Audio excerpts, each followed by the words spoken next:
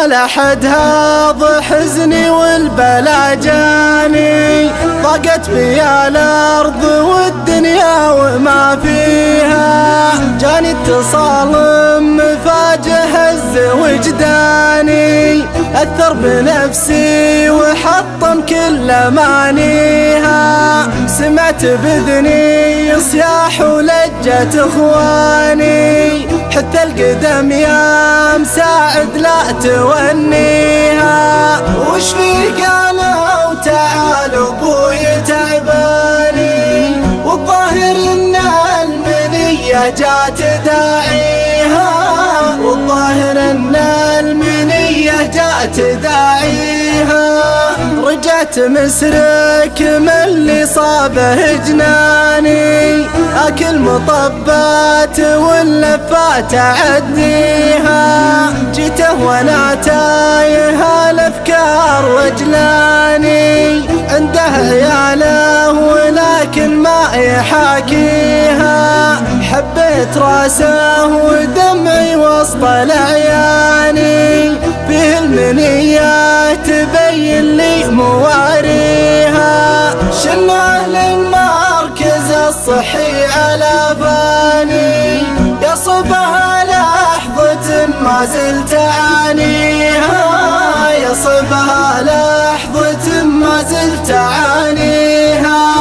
كشف عليه الطبيب وقال يا فلاني، الروح من ساعة فاضت لباريها، غطيت وجهي ودمعي فوق الأوجاني، بلت عيوني شماغي من عباريها،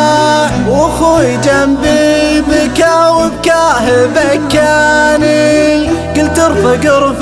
بنفسك لا تعنيها، يا محمد اصبر على الايام بتعاني، الضيق في عيشة هذه تواليها، الضيق في عيشة هذه تواليها، عشت الكآبة وجو كلها أحزاني، الزيل من صدمة الفرقاء يقاسيها، زاد البلا يوم شفته وسط الأكفاني، بغيت أغيب عن العالم وأخليها، ذهلت في موقفي والكل عزاني، ولا يعيش المصيبة كود راعيها، أصبر النفس بين اليوم والثاني، لا شك نفسي تعود في طواريها، لا شك نفسي تعود في طواريها،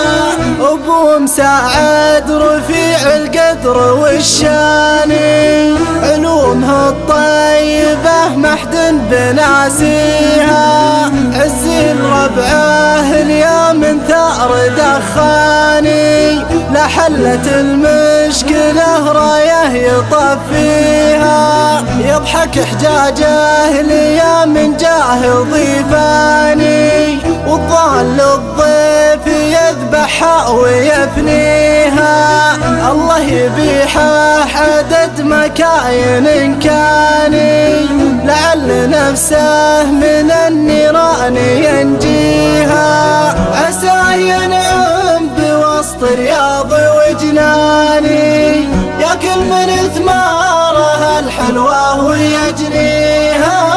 ياكل من ثمارها الحلوة ويجنيها،